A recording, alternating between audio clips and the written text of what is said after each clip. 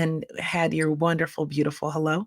So, Symbia, let's dive in. What is intergenerational trauma? So, intergenerational trauma refers to trauma that's passed to like a cohort from one cohort to the next. So, when we look at trauma that's happened to a group of people. So if we are looking at, say, our grandparents and learned behaviors, coping, things that have happened to them will energetically be passed on to the next. So if they're raising their children or grandchildren, behaviors, coping, all those things start to get passed on by their lived experiences, start to transfer. One of the things that I share in all the sessions that I do, and that any kind of teaching when I do teachings around intergenerational trauma, is that you have to understand how energy works in order to understand how this gets passed on. So if you look at the law of thermodynamics, it teaches us that energy can't be created, can't be destroyed, can only be transferred, transformed, or transmuted.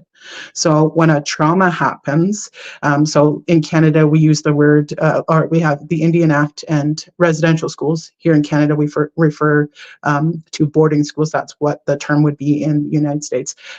When people went to residential school, there was abuse that happened to them there on many different forms, right? Physical, mental, emotional, spiritual, sexual abuse that was passed to onto these children, and then they left and came back to reservations or were sent to a bunch of different places. Then those learned behaviors that were inflicted upon them, they turn around and then they transfer that energy to their children or to their grandchildren or to the next generations. And that energy is being transferred and then again transferred and then transferred through behaviors, through actions, through words. So if you're, say, spanking your children, and you're in your energy of anger, once you spank that child, that energy transfers from that parent down to that child. So now that child has that energy signature of anger, of their trauma. Right. So when we look at intergenerational trauma, it's being passed energetically from one generation to the next. And I share oftentimes that when we're talking about intergenerational trauma, the Western world knows how to do physical healing and mental, right? When they talk about mental health, they often talk about seeing like a clinician, a counselor, and they do mental health fairly well, right? Or they'll talk about physical means, so antidepressants, anti-anxieties, medication. So they know how to attack it or address it biologically, where there's a forgotten art, I will say a forgotten practice, a sacred practice, and that's heart-based medicine. And heart-based medicine for us as Indigenous people is all the things that we do within our culture and how we connect to our spirit. So when we're looking at intergenerational trauma, it's a spiritual dis-ease, right? That manifests physically oftentimes, right? Or most of the time. So when we're looking at addressing intergenerational trauma, what a lot of our helpers, healers, birth workers, medicine people, knowledge keepers, ceremony holders will show is how ceremony and our traditions step in and help us to transform that energy instead of continuing to transfer that energy. So we use ceremonies like fire ceremonies, water ceremonies, powwows, feasts, other gatherings when we come together and we get to have multiple generations coming side by side doing healthy things, help to heal that intergenerational trauma. Wow.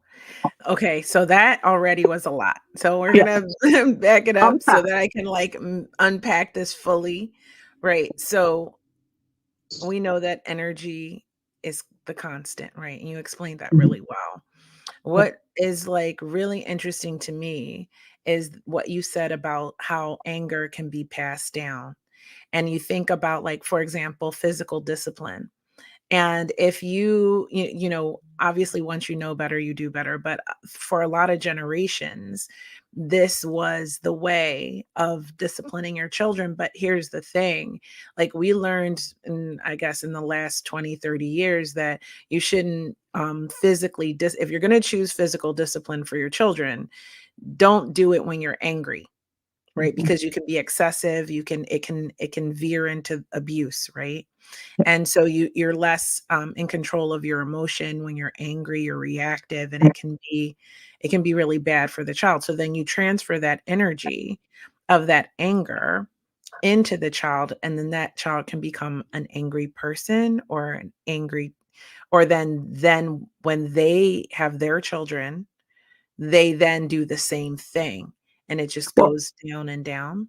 yeah, and it can manifest too as lateral violence, right? We see lateral violence happen all the time.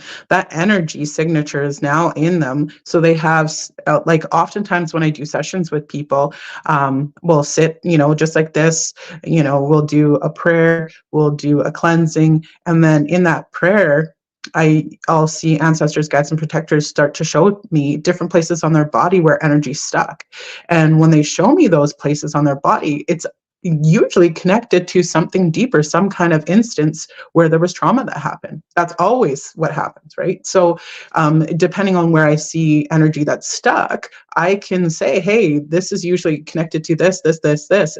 And I'll say it out loud, and the person's eyes are just huge because they're like, how could you tell that? How could you know that these things are things that happen? And I'm like, because that's typically where energy gets stuck when this trauma happens. So there's energy signatures like when we do so there's a difference between discipline and correction, Mm, right? mhm, Correction doesn't involve physical transference of energy.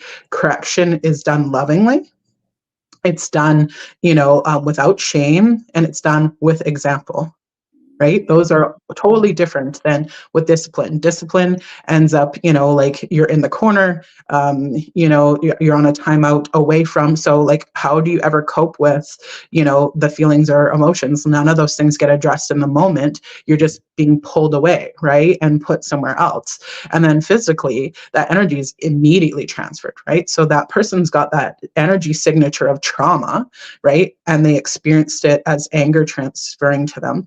That can manifest as somebody coping with their emotions through anger later on, right? So it doesn't mean that just because anger is what's come in, it's what manifests later, but that energy signatures of trauma is there, and that's what was modeled to them. And oftentimes what was modeled to them is what it gets used unless the person starts to have other teachings, right? And that's where culture and spirituality and spiritual teachings come in, right? And this is part of the reason why this is so important for us to be able to talk about rematriation and talking about following cultural practices, and to really be mindful and sit with the teachings that were shown to us